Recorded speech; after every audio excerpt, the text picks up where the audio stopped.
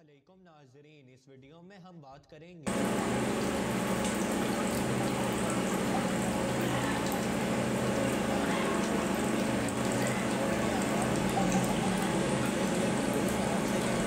آپ کو میری پیٹھ میں چھرا نہیں گھونپنا چاہیے تھا گندوز صاحب، لیکن جب میں نے آپ کو کافروں کے ساتھ کام کرتے ہوئے دیکھا تو اس وقت مجھے بہت گہرا زخم لگا۔ یہ کہنے کے بعد عثمان صاحب گندوز صاحب کو ایک دھکا دیتے ہیں۔ گندوز صاحب چلاتے ہوئے کہتے ہیں، ہم تجارت کر رہے ہیں عثمان، اور ہم اس قبیلے کو فائدہ پہنچا رہے ہیں۔ عثمان صاحب کہتے ہیں، جس کا بھائی تم جیسا ہو گندوز، اس کو کبھی بھی دشمن کی ضرورت نہیں پڑتی۔ تم نے قبیلے کی عزت خاک میں ملا دی۔ اگر مجھے معلوم ہوتا کہ آپ میرے ساتھ ایسا کریں گے تو میں آپ پر کبھی بھی بھروسہ نہ کرتا۔ یہ سننے کے بعد گندوز کو بہت غصہ آتا ہے، اور وہ جیسے ہی عثمان صاحب کو مکہ مارنے لگتا ہے تو عثمان صاحب گندوز کا ہاتھ پکڑ لیتے ہیں۔ گندوز اپنا ہاتھ چھڑوا کر عثمان صاحب سے کہتا ہے، تم نے بہت بڑی غلطی کی ہے عثمان، اور اب میں اس غلطی کی تلافی کرنے کی کوشش کر رہا ہوں۔ میں تمہارے دیے گئے زخموں کو پیوند لگا رہا ہوں۔ یہ سننے کے بعد عثمان صاحب بہت غصے میں آ جاتے ہیں اور ایک تھپڑ گندوز صاحب کو مار کر انہیں زمین پر گرا دیتے ہیں۔ پھر عثمان صاحب گندوز صاحب سے کہتے ہیں، آپ جنگ میں تو جاتے ہیں بھائی، مگر وہاں پر خون بہانے سے ڈرتے ہیں۔ یاد رکھنا کہ ہمیشہ مشکل راستوں پر صرف بہادر ہی چل سکتے ہیں۔ ناظرین، اسی دوران سرداری خیمے کا دروازہ بجنے لگتا ہے تو عثمان صاحب گندوز صاحب سے کہتے ہیں، مجھے ڈر ہے گندوز صاحب کہ آپ کا انجام بھی کہیں چچا دندار کی طرح نہ ہو۔ یہ کہنے کے بعد عثمان صاحب وہاں سے چلے جاتے ہیں۔ عثمان صاحب کے جانے کے بعد گندوز صاحب اٹھتے ہیں اور پھر جا کر سرداری خیمے کا دروازہ کھول دیتے ہیں۔ جلالی اور اس کے سپاہی اندر آ کر گندوز صاحب سے پوچھتے ہیں، یہاں پر کیا ہو رہا تھا گندوز صاحب؟ مگر گندوز صاحب آگے سے اسے کوئی بھی جواب نہیں دیتے۔ دوسری طرف عثمان صاحب ہرمنکایا قلعے میں پہنچ کر کوشش سے کہہ رہے تھے، جب تک وزیر عالم شاہ کو میں اپنی مٹھی میں مسل نہیں دیتا، میرے لیے آرام کا کوئی بھی پل نہیں ہے۔ اس نے مجھے اس قدر غصہ دلایا ہے کہ اب وہ خود ہی اپنی جان کا دشمن بن گیا ہے۔ کوشش کہتا ہے، میں آپ کو اچھی طرح سے سمجھ سکتا ہوں عثمان صاحب، جتنی نفرت آپ وزیر سے کرتے ہیں اتنی ہی نفرت میں نکولا سے کرتا ہوں، لیکن فکر مت کریں، ہم دونوں اپنے مقاصد تک پہنچ جائیں گے۔ پھر عثمان صاحب کہتے ہیں، چلے اب مزید انتظار مت کریں، بلیجک چلتے ہیں۔ یہ کہنے کے بعد کوشش اور عثمان صاحب جیسے ہی وہاں سے جانے لگتے ہیں تو اسی دوران سامنے سے ترگت اور ماری آ جاتے ہیں۔ ترگت کہتا ہے، عثمان صاحب، مجھے ڈر تھا کہ میں یہاں پر وقت پر نہیں پہنچ پاؤں گا، میں بھی آپ کے ساتھ جانا چاہتا ہوں عثمان صاحب۔ عثمان صاحب ہماری خاتون کی جانب دیکھتے ہیں اور پھر ترگت صاحب سے کہتے ہیں، اس بار میں آپ کے بغیر جاؤں گا ترگت صاحب، اور آپ یہیں پر رکیں گے۔ شادی کے پہلے دن ماری خاتون کو اکیلا مت چھوڑیں، سپاہی میرے ساتھ ہوں گے، آپ کو فکر کرنے کی کوئی بھی ضرورت نہیں۔ دوسری طرف کوہنور الپ سوغوت کے بازار میں آتا ہے اور وہاں پر سناٹا دیکھنے کے بعد حیران اور پریشان رہ جاتا ہے۔ پھر کوہنور سوغوت کے ایک شخص سے پوچھتا ہے، یہاں پر کیا ہو رہا ہے؟ آدمی کوہنور کی بات کا کوئی بھی جواب نہیں دیتا اور وہاں سے آگے کی جانب بڑھ جاتا ہے۔ یہ سننے کے بعد کوہنور کو بہت غصہ آتا ہے اور وہ کہتا ہے، دکانداروں نے دکانیں کیوں نہیں کھولی؟ اسی دوران استاد داؤد پیچھے سے آ کر کہتے ہیں، جب تک ہمارے شیخ دبالی صاحب زندان سے باہر نہیں آتے دکانیں بالکل نہیں کھلیں گی۔ کوہنور کہتا ہے، تم بغاوت کر رہے ہو لوہار داؤد، تم تجارت کو نہیں روک سکتے۔ استاد داؤد کہتے ہیں، تم لوگوں نے ہمارے شیخ محترم کو قید کر دیا، کیا اس حالت میں ہم تجارت جاری رکھ سکتے ہیں؟ کوہنور الپ کہتا ہے، شیخ دبالی صاحب زندان میں تو ہو سکتے ہیں، لیکن تم ایک بات جان لو کہ میں انہیں کچھ بھی نہیں ہونے دوں گا، ان پر اٹھائے جانے والا قدم پہلے میرا سامنا کرے گا۔ لوہار داؤد کہتے ہیں، جب وزیر عالم شاہ نے شیخ دبالی صاحب کو گرفتار کیا تھا تب تم کہاں پر تھے؟ یہ کہنے کے بعد استاد داؤد وہاں سے چلے جاتے ہیں، جبکہ کوہنور الپ گہری سوچوں میں گم ہو جاتا ہے۔ کچھ دیر کے بعد سوغوت کے لوگ وہاں پر اکٹھے ہو جاتے ہیں اور احتجاج کرتے ہوئے کہتے ہیں، ہمارے شیخ محترم کو رہا کر دیا جائے۔ لوگوں کا احتجاج دیکھنے کے بعد کوہنور الپ اندر کی جانب چلا جاتا ہے۔ دوسری طرف گندوز صاحب سوغوت میں وزیر عالم شاہ کے پاس پہنچ کر کہہ رہے تھے، وزیر حضرت، مجھے آپ سے ایک اہم مسئلے پر بات کرنی ہے۔ عالم شاہ کہتا ہے، بولے گندوز صاحب، جو کچھ بھی ہوا میں نے سنا ہے، عثمان نے آپ کے خیمے پر حملہ کیا۔ گندوز کہتا ہے، یہ بات نہیں ہے، مجھے آپ یہ بتائیں کہ شیخ دبالی صاحب زندان میں کیوں ہیں؟ وزیر عالم شاہ کہتا ہے، عثمان اور شیخ دبالی صاحب آپس میں متحد ہو گئے اور ہمارے خلاف کھیل کھیلا، اب انہیں ان کی غداری کی سزا دی جا رہی ہے۔ گندوز صاحب کہتے ہیں، انسانوں سے ہی تو غلطیاں ہوتی ہیں عالم شاہ، اور عظیم حکمران تو وہ ہوتا ہے جو غلطیوں کو معاف کر دیتا ہے۔ عالم شاہ اس پر گندوز صاحب کی جانب قدم بڑھاتے ہوئے کہتا ہے کیونکہ ارطغرل الغازی کے بیٹے مجھ سے کسی چیز کی خواہش کر رہے ہیں تو میں انہیں کیسے منع کر سکتا ہوں۔ گندوز کہتا ہے آپ کا شکریہ عالم شاہ، میں شیخ محترم کی ضمانت دیتا ہوں وہ دوبارہ کبھی بھی ایسا نہیں کریں گے۔ عالم شاہ کہتا ہے ہم عوام کا اعتماد حاصل کرنا چاہتے ہیں، اگر لوگ ہمارے دروازے پر شیخ دبالی کے لیے آ رہے ہیں تو لگتا ہے کہ ہم سے کوئی غلطی ہوئی ہے۔ پھر عالم شاہ جلالی سے کہتا ہے شیخ دبالی صاحب کو باہر نکالو۔ یہ سننے کے بعد جلالی وہاں سے چلا جاتا ہے۔ دوسری طرف عثمان صاحب اور ان کے ساتھی جنگل میں بلیجک قلعے کی جانب اپنے گھوڑے دوڑا رہے تھے۔ پھر ایک جگہ پر پہنچ کر عثمان صاحب اپنے سپاہیوں کو رکنے کا اشارہ کرتے ہیں اور کہتے ہیں کہ ہم وزیر کا بلیجک قلعے میں انتظار کریں گے۔ جیر کوتائی پوچھتا ہے وزیر کو پکڑنے کے بعد اس کے ساتھ کیا کیا جائے گا عثمان صاحب؟ عثمان صاحب کہتے ہیں اس کی جھوٹی زبان نے مجھ پر بہتان لگایا ہے، اب میں اس کی زبان کاٹ کر ہی دم لوں گا، میں اس کی وہ آنکھیں نکال لوں گا جن آنکھوں سے اس نے شیخ دبالی صاحب کو بری نظروں سے دیکھا تھا۔ پھر عثمان صاحب کہتے ہیں اب اس کا سر قلم کرنے کا وقت آ گیا ہے۔ یہ کہنے کے بعد عثمان صاحب اور ان کے ساتھی اپنے گھوڑے آگے کی جانب دوڑا دیتے ہیں۔ رات کے وقت دکھایا جاتا ہے کہ عثمان صاحب اور ان کے ساتھی قلعے میں داخل ہو چکے تھے۔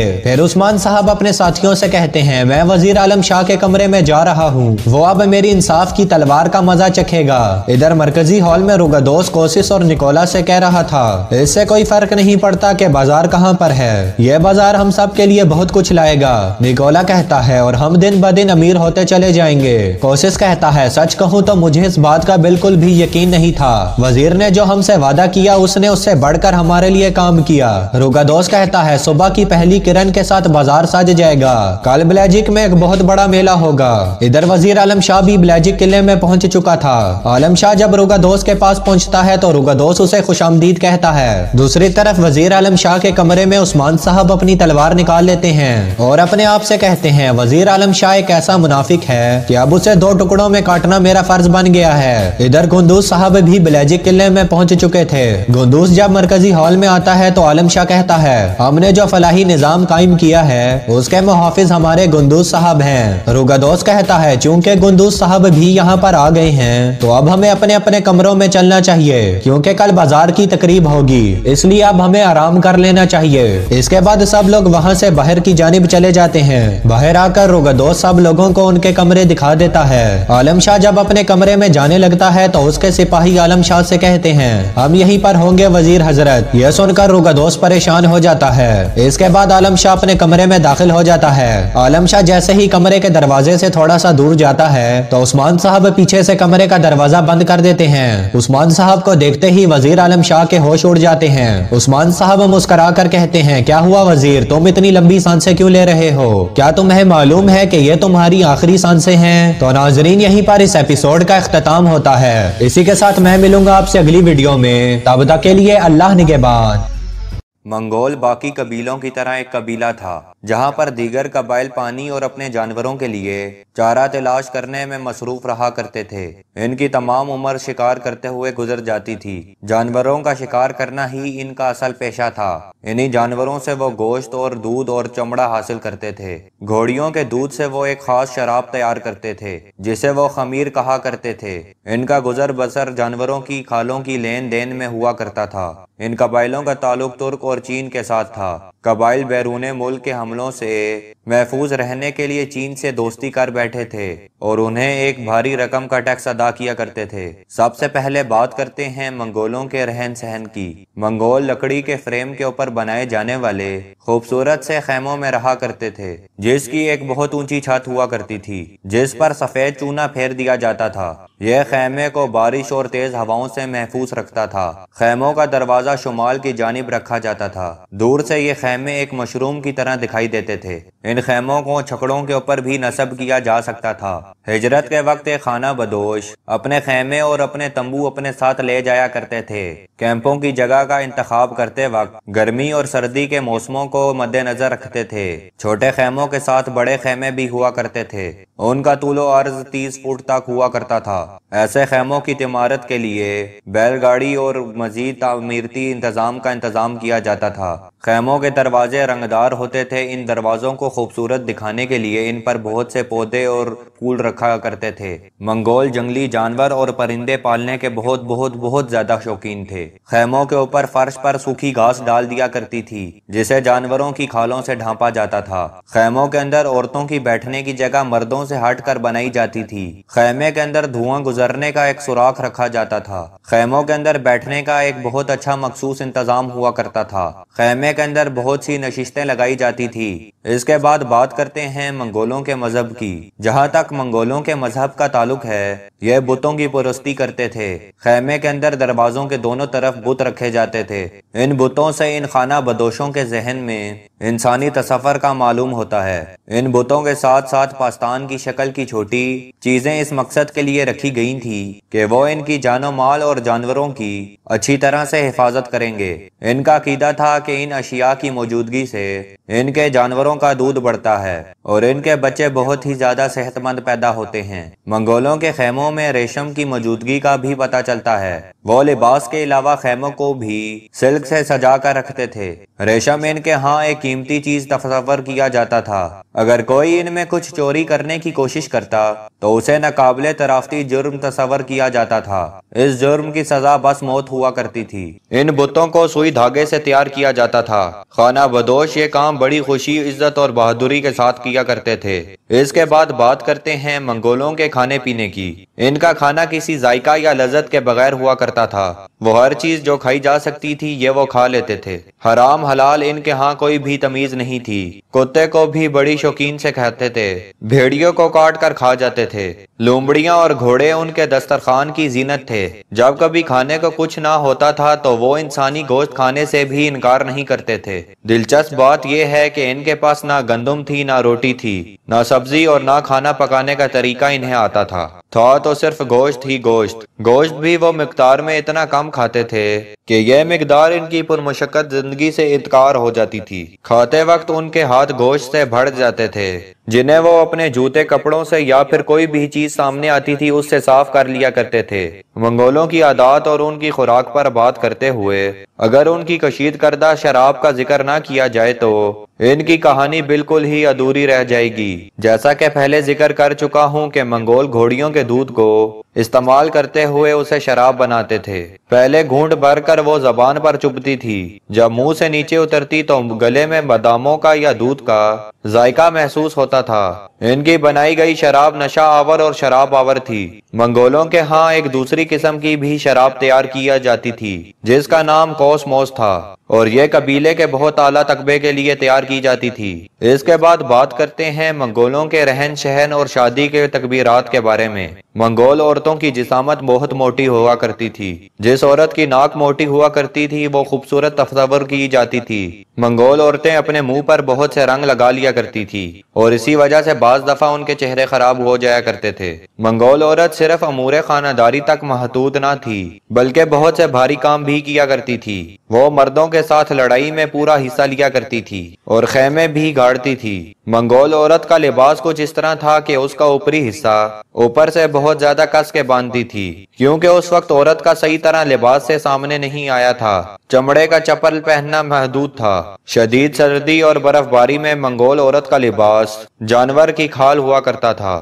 مرد بھی سارا سال ایسے ہی لباس میں نظر آیا کرتے تھے۔ موسم گرما میں امیر منگول عورت ریشم، کاٹن اور سلک کا لباس استعمال کیا کرتی تھی۔ کاٹن چین سے آیا کرتی تھی جسے وہ سر کے اوپر خوبصورتی کے لیے استعمال کیا کرتی تھی۔ اہل حاضر کی طرح اہل چین قدیم نظاموں سے تجارت کے شعبے میں فعال نظر آتے ہیں۔ شادی بیاہ کے موقعوں پر بیویاں خریدی جاتی تھیں۔ جن لڑکیوں کے دام زیادہ ہوا کرتے تھے وہ اپنے گھر میں ہی رہا کرتی تھیں کیونکہ انہیں کوئی بھی نہیں خریدا کرتا تھا۔ باپ کے مرنے پر باپ کا بیٹا باپ کی بیویوں پر اپنا حق سمجھتا اور بعد میں ان کو اپنی بیوی بنا لیتا۔ صرف اس کی سگی ماں ہی اس کی ماں ہوا کرتی تھی۔ یہ وہ زمانہ ہوا کرتا تھا جس میں منگولوں کے چیف چنگیز خان نے یہ بنیاد یاد کھولی، یہ وہ لوگ تھے جو ایک ماہ تک گھوڑے کی پیٹھ سے اترتے ہی نہیں تھے اور کھانا پینا اسی کے اوپر ہی پسند کیا کرتے تھے۔ گھوڑ سواری، ایک دوسرے سے الجھ پڑنا اور ایک قبیلے کو دوسرے قبیلے پر چڑھ دوڑنا ان کا معمول تھا۔ کمزور قبیلے کو لوٹنا اور ان پر ظلم کرنا ان کا کام تھا۔ ان کی عورتیں اٹھا لی جاتی اور آپس میں بانٹ لی جاتی تھیں، یعنی مردوں کی غلطیوں کی سزا عورتوں کو دی جاتی تھی۔ آج کے اس دور میں بھی قبائلی جھگڑوں کو ختم کرنے کے لیے جب صلح کی کوششیں کی جاتی ہیں تو کمزور کو طاقتور سے اپنی جان خلاصی کرنے کے بدلے میں اپنی عورتوں اور اپنی لڑکیوں کو مخالفوں کے سامنے پیش کرنا پڑتا ہے، چاہے وہ ان سے شادی کریں یا ویسے ہی باندی بنا کر رکھیں۔ یہ کبیر رسم آج بھی سندھ اور بلوچستان میں جاری ہے۔ منگولوں کی زندگی کٹن اشیانہ اور وحشی طریقے سے تھی۔ ان کا اصول وہ تھا جیسے کہ جس کی لاٹھی اس کی بھینس۔ ان کی سوچ کا محور ان کا دشمن ہوا کرتا تھا، جو انسان چاہے منگول ہو یا پھر غیر منگول، اگر ایک دشمن کی حیثیت سے ان کے دماغ میں گھس جاتا تھا تو وہ تب تک چین سے نہ بیٹھتے جب تک ان کا نام اور نشان دنیا سے مٹا نہیں دیتے تھے۔ اس مخصوص ذہنیت کا اندازہ اس بات سے لگا لیں کہ ہم کبھی بھی اپنے نامولود بچے کا نام ہٹلر یا پھر شیوا جی نہیں رکھیں گے، لیکن منگولوں کے ہاں ایک عجیب طریقہ رائج تھا۔ وہ اپنے دشمن کے نام پر اپنے بچے کا نام رکھ دیا کرتے تھے۔ اپنے بہت ہی زیادہ بہادر دشمن پر رکھا تھا۔ منگول قوم ایسے خانہ بدوشوں پر مشتمل تھی جو ماہر گھڑ سوار تھے، جو مویشی پالنے کے علاوہ تجارت سے بھی اپنا گزر بسر کرتے تھے۔ اس زمانے میں زیادہ تر قوموں میں صرف فوجی ہی جنگ بازی سیکھا کرتے تھے، جبکہ منگولوں کا تقریباً ہر مرد جس کے پاس گھوڑا ہوا کرتا تھا وہ ایک زوراور، جنگجو اور بہادر انسان ہوا کرتا تھا۔ ہر قبیلے کا اپنا اپنا سردار ہوا کرتا تھا جسے خان کا لقب دیا جاتا تھا۔ قبائلی ہر صورت اپنے استاد کے وفادار رہا کرتے تھے۔ منگول قبیلے 20 سال تک ایک دوسرے سے لڑتے رہے۔ آخرکار 28 منگول قبیلے متحد ہو گئے۔ یہ ایک اتحاد کیا گیا تھا۔ بعد میں ترک قبائل بھی اس اتحاد میں شامل ہو گئے۔ ان ترک قبیلوں کو تاتار کہا جاتا تھا، اس لیے جب تاتار لشکر نے یورپ کا رخ کیا تو وہاں پر انہیں مجموعی طور پر تاتار یا پھر تار کہا جاتا تھا۔ سن 1206 میں منگولوں نے تموجن کو چنگیز خان کا لقب دیا۔ اس لقب کا مطلب ہے بہت زیادہ طاقتور حکمران یا پھر عالمگیر حکمران۔ اس کے علاوہ اسے خاقان یعنی کہ عظیم خان کا لقب بھی دیا گیا۔ چنگیز خان کے لشکر ایسے تیر اندازوں پر مشتمل تھے جو کہ گھوڑوں پر سوار ہو کر تیر چلانے میں بہت زیادہ ماہر تھے، اس لیے وہ اتنی تیزی کے ساتھ حملہ کر دیتے تھے کہ دشمن ان کا مقابلہ بالکل بھی نہیں کر پاتے تھے۔ اکثر مختلف لشکر ایک ہی وقت میں مختلف علاقوں پر حملہ کرتے تھے۔ اس طرح میدان جنگ ہزاروں میل تک پھیلا ہوا ہوتا تھا۔ چنگیز خان جلد بازی کے لحاظ سے سکندر اعظم یعنی کہ ناپولیون اول کے مطابق تھا۔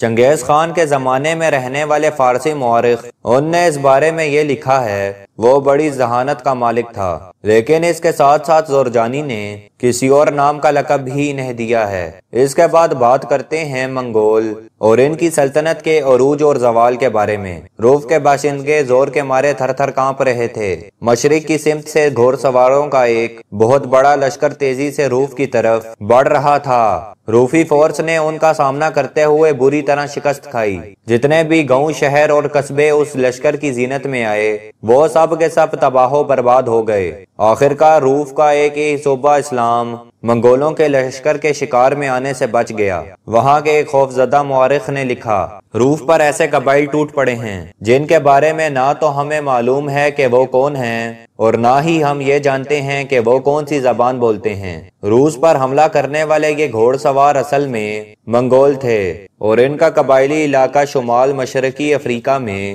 واقع وہ میدانی علاقہ ہے جو کہ آج منگولیا کہلاتا ہے۔ 13ویں صدی کے شروع میں منگولوں نے ایشیا سے یورپ تک ایک وسیع علاقے میں اپنا قبضہ جما لیا۔ محض 25 سال کے اندر ان کے قابو میں اتنا بڑا علاقہ آ گیا جتنا کہ رومی سلطنت 400 سال میں حاصل نہ کر پائی۔ جب منگول سلطنت اپنے عروج پر تھی تو اس نے بہت سی جگہوں پر راج کیا۔ اس کے بعد بات کرتے ہیں ایشیا میں منگولوں کی فتوحات کے بارے میں۔ مانچو کے علاقے تک پہنچنے کے لیے چنگیز خان اور اس کے لشکروں کو صحرائی گوبی کو پار کرنا پڑا، لیکن یہ ریگستان بھی ان خانہ بدوشوں کی راہ میں رکاوٹ بالکل نہ بن سکا۔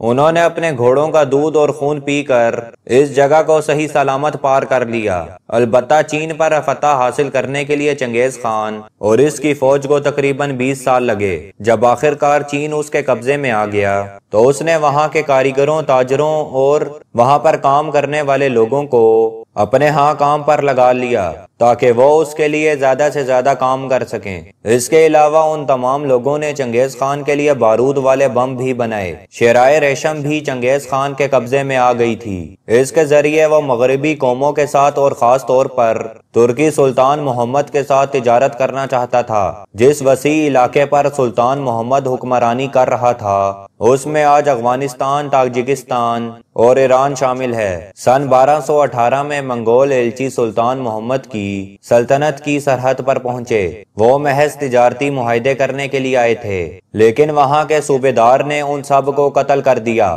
اس کے نتیجے میں منگولوں نے اس مسلم ملک پر دھاوا بھال دیا۔ سیلاب کی طرح سلطان محمد کی سلطنت پر ٹوٹ پڑے۔ 3 سال تک وہ لوٹتے اور شہروں اور زمینوں کو بری طرح سے آگ لگاتے رہے۔ انہوں نے سلطان محمد کی رعایا میں خون کی ندیاں بہا دی۔ صرف ایسے لوگ زندہ بچ گئے جن کا ایسا کوئی ہنر تھا جو ان منگولوں کے کام آ سکتا تھا۔ ایک اندازے کے مطابق منگول لشکر تقریباً 20,000 جنگجو کی فوج پر مشتمل تھا۔ منگولوں نے اپنے گھوڑوں پر سواری کر کے بہت سی فتوحات حاصل کی۔ چنگیز خان نے بعد میں آنے والے حکمرانوں کے لیے ایک بہت بڑی مثال قائم کی۔ انہوں نے اسی مثال کی نقل کرتے ہوئے مشرقی یورپ پر بری طرح سے حملہ کیا۔ اب بات کرتے ہیں چنگیز خان کے جانشین کی۔ چنگیز خان کی پسندیدہ بیوی نے 4 بیٹوں کو جنم دیا۔ تیسرے بیٹے کا نام اوکتائی خان تھا اور اسی کو چنگیز خان کی موت پر خاقان بنایا گیا جن علاقوں پر اس کے والد نے فتح حاصل کی تھی۔ اوکتائی خان نے وہاں کے مقامی سرداروں سے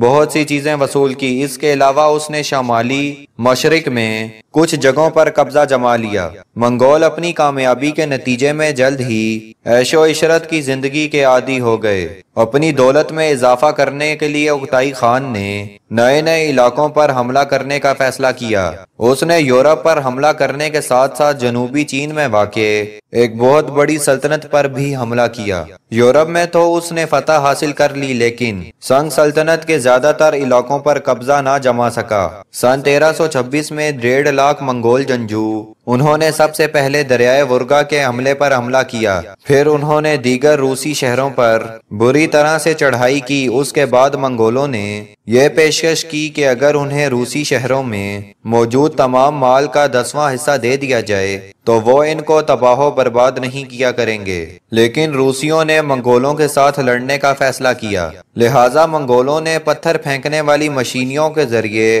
ان پر وار کیے۔ ان کے شہروں پر پتھر اور مٹی کا تیل برسایا۔ جب ایک شہر کی دیوار گر جاتی تو منگول اور اس کے باشندے اس قدر جرأت اور بہادری سے ان کا سامنا کیا کرتے تھے کہ ان میں سے کوئی شخص بھی زندہ نہیں رہا کرتا تھا۔ چلیے ناظرین، یہیں پر اس ایپیسوڈ کا اختتام ہوتا ہے۔ اسی کے ساتھ میں ملوں گا آپ سے اگلی ایپیسوڈ میں۔ تب تک کے لیے اللہ نگہبان۔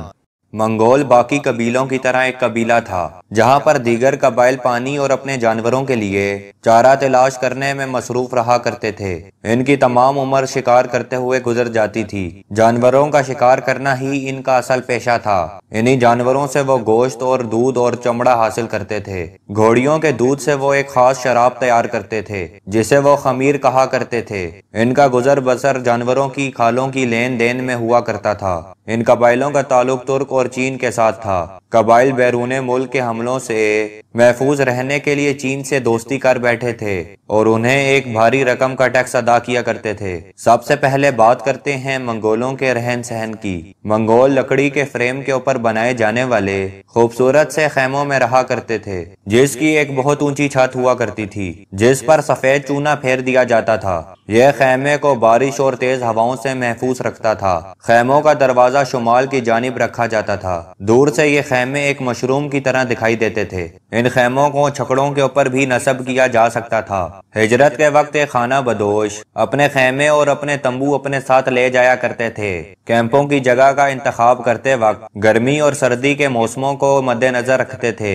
چھوٹے خیموں کے ساتھ بڑے خیمے بھی ہوا کرتے تھے۔ ان کا طول و عرض 30 فٹ تک ہوا کرتا تھا۔ ایسے خیموں کی تمارت کے لیے بیل گاڑی اور مزید تعمیراتی انتظام کا انتظام کیا جاتا تھا۔ خیموں کے دروازے رنگدار ہوتے تھے۔ ان دروازوں کو خوبصورت دکھانے کے لیے ان پر بہت سے پودے اور پھول رکھا کرتے تھے۔ منگول جنگلی جانور اور پرندے پالنے کے بہت زیادہ شوقین تھے۔ خیموں کے اوپر فرش پر سوکھی گھاس ڈال دیا کرتی تھی جسے جانوروں کی کھالوں سے ڈھانپا جاتا تھا۔ خیموں کے اندر عورتوں کی بیٹھنے کی جگہ مردوں سے ہٹ کر بنائی جاتی تھی۔ خیمے کے اندر دھواں گزرنے کا ایک سوراخ رکھا جاتا تھا۔ خیموں کے اندر بیٹھنے کا ایک بہت اچھا مخصوص انتظام ہوا کرتا تھا۔ خیمے کے اندر بہت سی نشستیں لگائی جاتی تھی۔ اس کے بعد بات کرتے ہیں منگولوں کے مذہب کی۔ جہاں تک منگولوں کے مذہب کا تعلق ہے، یہ بتوں کی پرستی کرتے تھے۔ خیمے کے اندر دروازوں کے دونوں طرف بت رکھے جاتے تھے۔ ان بتوں سے ان خانہ بدوشوں کے ذہن میں انسانی تصور کا معلوم ہوتا ہے۔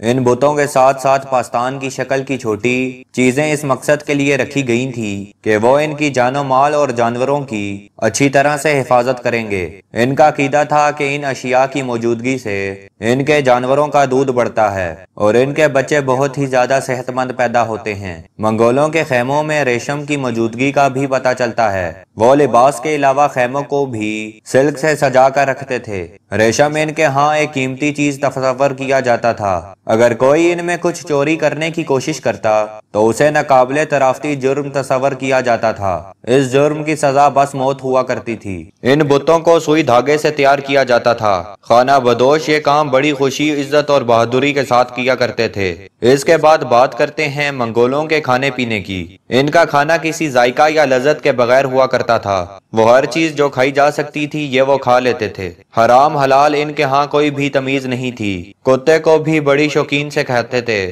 بھیڑیوں کو کاٹ کر کھا جاتے تھے۔ لومڑیاں اور گھوڑے ان کے دسترخوان کی زینت تھے۔ جب کبھی کھانے کو کچھ نہ ہوتا تھا تو وہ انسانی گوشت کھانے سے بھی انکار نہیں کرتے تھے۔ دلچسپ بات یہ ہے کہ ان کے پاس نہ گندم تھی، نہ روٹی تھی، نہ سبزی اور نہ کھانا پکانے کا طریقہ انہیں آتا تھا تو صرف گوشت ہی گوشت۔ گوشت بھی وہ مقدار میں اتنا کم کھاتے تھے کہ یہ مقدار ان کی پرمشقت زندگی سے انکار ہو جاتی تھی۔ کھاتے وقت ان کے ہاتھ گوشت سے بھر جاتے تھے جنہیں وہ اپنے جوتے کپڑوں سے یا پھر کوئی بھی چیز سامنے آتی تھی اس سے صاف کر لیا کرتے تھے۔ منگولوں کی عادات اور ان کی خوراک پر بات کرتے ہوئے اگر ان کی کشید کردہ شراب کا ذکر نہ کیا جائے تو ان کی کہانی بالکل ہی ادھوری رہ جائے گی۔ جیسا کہ پہلے ذکر کر چکا ہوں کہ منگول گھوڑیوں کے دودھ کو استعمال کرتے ہوئے اسے شراب بناتے تھے۔ پہلے گھونٹ بھر کر وہ زبان پر چبھتی تھی۔ جب منہ سے نیچے اترتی تو گلے میں باداموں کا یا دودھ کا ذائقہ محسوس ہوتا تھا۔ ان کی بنائی گئی شراب نشہ آور اور شراب آور تھی۔ منگولوں کے ہاں ایک دوسری قسم کی بھی شراب تیار کیا جاتی تھی جس کا نام کوس موس تھا اور یہ قبیلے کے بہت اعلیٰ تقبے کے لیے تیار کی جاتی تھی۔ اس کے بعد بات کرتے ہیں منگولوں کے رہن سہن اور شادی کے تکبیرات کے بارے میں۔ منگول عورتوں کی جسامت بہت موٹی ہوا کرتی تھی۔ جس عورت کی ناک موٹی ہوا کرتی تھی وہ خوبصورت تصور کی جاتی تھی۔ منگول عورتیں اپنے منہ پر بہت سے رنگ لگا لیا کرتی تھی اور اسی وجہ سے بعض دفعہ ان کے چہرے خراب ہو جایا کرتے تھے۔ منگول عورت صرف امور خانہ داری تک محدود نہ تھی بلکہ بہت سے بھاری کام بھی کیا کرتی تھی۔ وہ مردوں کے ساتھ لڑائی میں پورا حصہ لیا کرتی تھی اور خیمے بھی گاڑتی تھی۔ منگول عورت کا لباس کچھ اس طرح تھا کہ اس کا اوپری حصہ اوپر سے بہت زیادہ کس کے باندھتی تھی کیونکہ اس وقت عورت کا صحیح طرح لباس سے سامنے نہیں آیا تھا۔ چمڑے کا چپل پہننا محدود تھا۔ شدید سردی اور برف باری میں منگول عورت کا لباس جانور کی کھال ہوا کرتا تھا۔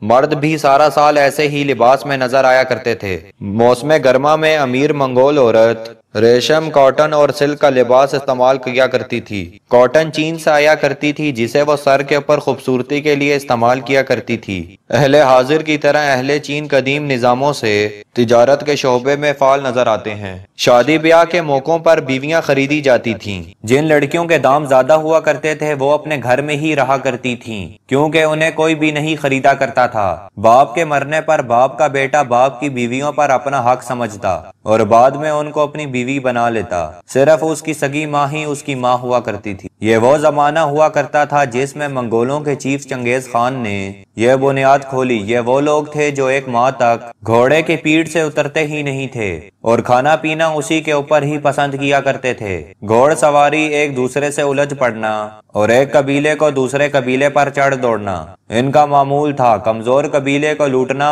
اور ان پر ظلم کرنا ان کا کام تھا۔ ان کی عورتیں اٹھا لی جاتی اور آپس میں بانٹ لی جاتی تھیں، یعنی مردوں کی غلطیوں کی سزا عورتوں کو دی جاتی تھی۔ آج کے اس دور میں بھی قبائلی جھگڑوں کو ختم کرنے کے لیے جب صلح کی کوششیں کی جاتی ہیں تو کمزور کو طاقتور سے اپنی جان خلاصی کرنے کے بدلے میں اپنی عورتوں اور اپنی لڑکیوں کو مخالفوں کے سامنے پیش کرنا پڑتا ہے، چاہے وہ ان سے شادی کریں یا ویسے ہی باندی بنا کر رکھیں۔ یہ کبیر رسم آج بھی سندھ اور بلوچستان میں جاری ہے۔ منگولوں کی زندگی کٹن اشیانہ اور وحشی طریقے سے تھی۔ ان کا اصول وہ تھا جیسے کہ جس کی لاٹھی اس کی بھینس۔ ان کی سوچ کا محور ان کا دشمن ہوا کرتا تھا۔ جو انسان چاہے منگول ہو یا پھر غیر منگول، اگر ایک دشمن کی حیثیت سے ان کے دماغ میں گھس جاتا تھا تو وہ تب تک چین سے نہ بیٹھتے جب تک ان کا نام اور نشان دنیا سے مٹا نہیں دیتے تھے۔ اس مخصوص ذہنیت کا اندازہ اس بات سے لگا لیں کہ ہم کبھی بھی اپنے نامولود بچے کا نام ہٹلر یا پھر شیوا جی نہیں رکھیں گے، لیکن منگولوں کے ہاں ایک عجیب طریقہ رائج تھا۔ وہ اپنے دشمن کے نام پر اپنے بچے کا نام رکھ دیا کرتے تھے۔ اپنے بہت ہی زیادہ بہادر دشمن پر رکھا تھا۔ منگول قوم ایسے خانہ بدوشوں پر مشتمل تھی جو ماہر گھڑ سوار تھے، جو مویشی پالنے کے علاوہ تجارت سے بھی اپنا گزر بسر کرتے تھے۔ اس زمانے میں زیادہ تر قوموں میں صرف فوجی ہی جنگ بازی سیکھا کرتے تھے، جبکہ منگولوں کا تقریباً ہر مرد جس کے پاس گھوڑا ہوا کرتا تھا وہ ایک زوراور، جنگجو اور بہادر انسان ہوا کرتا تھا۔ ہر قبیلے کا اپنا اپنا سردار ہوا کرتا تھا جسے خان کا لقب دیا جاتا تھا۔ قبائلی ہر صورت اپنے استاد کے وفادار رہا کرتے تھے۔ منگول قبیلے 20 سال تک ایک دوسرے سے لڑتے رہے۔ آخرکار 28 منگول قبیلے متحد ہو گئے۔ یہ ایک اتحاد کیا گیا تھا۔ بعد میں ترک قبائل بھی اس اتحاد میں شامل ہو گئے۔ ان ترک قبیلوں کو تاتار کہا جاتا تھا، اس لیے جب تاتار لشکر نے یورپ کا رخ کیا تو وہاں پر انہیں مجموعی طور پر تاتار یا پھر تار کہا جاتا تھا۔ سن 1206 میں منگولوں نے تموجن کو چنگیز خان کا لقب دیا۔ اس لقب کا مطلب ہے بہت زیادہ طاقتور حکمران یا پھر عالمگیر حکمران۔ اس کے علاوہ اسے خاقان یعنی کہ عظیم خان کا لقب بھی دیا گیا۔ چنگیز خان کے لشکر ایسے تیر اندازوں پر مشتمل تھے جو کہ گھوڑوں پر سوار ہو کر تیر چلانے میں بہت زیادہ ماہر تھے، اس لیے وہ اتنی تیزی کے ساتھ حملہ کر دیتے تھے کہ دشمن ان کا مقابلہ بالکل بھی نہیں کر پاتے تھے۔ اکثر مختلف لشکر ایک ہی وقت میں مختلف علاقوں پر حملہ کرتے تھے۔ اس طرح میدان جنگ ہزاروں میل تک پھیلا ہوا ہوتا تھا۔ چنگیز خان جلد بازی کے لحاظ سے سکندر اعظم یعنی کہ ناپولین اول کے مطابق تھا۔ چنگیز خان کے زمانے میں رہنے والے فارسی مورخ ان نے اس بارے میں یہ لکھا ہے وہ بڑی ذہانت کا مالک تھا، لیکن اس کے ساتھ ساتھ زورجانی نے کسی اور نام کا لقب بھی انہیں دیا ہے۔ اس کے بعد بات کرتے ہیں منگول اور ان کی سلطنت کے عروج اور زوال کے بارے میں۔ روف کے باشندے زور کے مارے تھر تھر کانپ رہے تھے۔ مشرق کی سمت سے گھوڑ سواروں کا ایک بہت بڑا لشکر تیزی سے روف کی طرف بڑھ رہا تھا۔ روفی فورس نے ان کا سامنا کرتے ہوئے بری طرح شکست کھائی۔ جتنے بھی گاؤں، شہر اور قصبے اس لشکر کی زینت میں آئے وہ سب کے سب تباہ و برباد ہو گئے۔ آخرکار روف کا ایک ہی صوبہ اسلام منگولوں کے لشکر کے شکار میں آنے سے بچ گیا۔ وہاں کے ایک خوفزدہ مورخ نے لکھا، روف پر ایسے قبائل ٹوٹ پڑے ہیں جن کے بارے میں نہ تو ہمیں معلوم ہے کہ وہ کون ہیں اور نہ ہی ہم یہ جانتے ہیں کہ وہ کون سی زبان بولتے ہیں۔ روس پر حملہ کرنے والے یہ گھوڑ سوار اصل میں منگول تھے اور ان کا قبائلی علاقہ شمال مشرقی افریقہ میں واقع وہ میدانی علاقہ ہے جو کہ آج منگولیا کہلاتا ہے۔ 13ویں صدی کے شروع میں منگولوں نے ایشیا سے یورپ تک ایک وسیع علاقے میں اپنا قبضہ جما لیا۔ محض 25 سال کے اندر ان کے قابو میں اتنا بڑا علاقہ آ گیا جتنا کہ رومی سلطنت 400 سال میں حاصل نہ کر پائی۔ جب منگول سلطنت اپنے عروج پر تھی تو اس نے بہت سی جگہوں پر راج کیا۔ اس کے بعد بات کرتے ہیں ایشیا میں منگولوں کی فتوحات کے بارے میں۔ مانچو کے علاقے تک پہنچنے کے لیے چنگیز خان اور اس کے لشکروں کو صحرائی گوبی کو پار کرنا پڑا، لیکن یہ ریگستان بھی ان خانہ بدوشوں کی راہ میں رکاوٹ بالکل نہ بن سکا۔ انہوں نے اپنے گھوڑوں کا دودھ اور خون پی کر اس جگہ کو صحیح سلامت پار کر لیا۔ البتہ چین پر فتح حاصل کرنے کے لیے چنگیز خان اور اس کی فوج کو تقریباً 20 سال لگے۔ جب آخر کار چین اس کے قبضے میں آ گیا تو اس نے وہاں کے کاریگروں، تاجروں اور وہاں پر کام کرنے والے لوگوں کو اپنے ہاں کام پر لگا لیا تاکہ وہ اس کے لیے زیادہ سے زیادہ کام کر سکیں۔ اس کے علاوہ ان تمام لوگوں نے چنگیز خان کے لیے بارود والے بم بھی بنائے۔ شیرائے ریشم بھی چنگیز خان کے قبضے میں آ گئی تھی۔ اس کے ذریعے وہ مغربی قوموں کے ساتھ اور خاص طور پر ترکی سلطان محمد کے ساتھ تجارت کرنا چاہتا تھا۔ جس وسیع علاقے پر سلطان محمد حکمرانی کر رہا تھا اس میں آج افغانستان، تاجکستان اور ایران شامل ہے۔ سن 1218 میں منگول ایلچی سلطان محمد کی سلطنت کی سرحد پر پہنچے۔ وہ محض تجارتی معاہدے کرنے کے لیے آئے تھے، لیکن وہاں کے صوبیدار نے ان سب کو قتل کر دیا۔ اس کے نتیجے میں منگولوں نے اس مسلم ملک پر دھاوا بھال دیا۔ سیلاب کی طرح سلطان محمد کی سلطنت پر ٹوٹ پڑے۔ 3 سال تک وہ لوٹتے اور شہروں اور زمینوں کو بری طرح سے آگ لگاتے رہے۔ انہوں نے سلطان محمد کی رعایا میں خون کی ندیاں بہا دی۔ صرف ایسے لوگ زندہ بچ گئے جن کا ایسا کوئی ہنر تھا جو ان منگولوں کے کام آ سکتا تھا۔ ایک اندازے کے مطابق منگول لشکر تقریباً 20,000 جنگجو کی فوج پر مشتمل تھا۔ منگولوں نے اپنے گھوڑوں پر سواری کر کے بہت سی فتوحات حاصل کی۔ چنگیز خان نے بعد میں آنے والے حکمرانوں کے لیے ایک بہت بڑی مثال قائم کی۔ انہوں نے اسی مثال کی نقل کرتے ہوئے مشرقی یورپ پر بری طرح سے حملہ کیا۔ اب بات کرتے ہیں چنگیز خان کے جانشین کی۔ چنگیز خان کی پسندیدہ بیوی نے 4 بیٹوں کو جنم دیا۔ تیسرے بیٹے کا نام اوکتائی خان تھا اور اسی کو چنگیز خان کی موت پر خاقان بنایا گیا جن علاقوں پر اس کے والد نے فتح حاصل کی تھی۔ اوکتائی خان نے وہاں کے مقامی سرداروں سے بہت سی چیزیں وصول کی۔ اس کے علاوہ اس نے شمالی مشرق میں کچھ جگہوں پر قبضہ جما لیا۔ منگول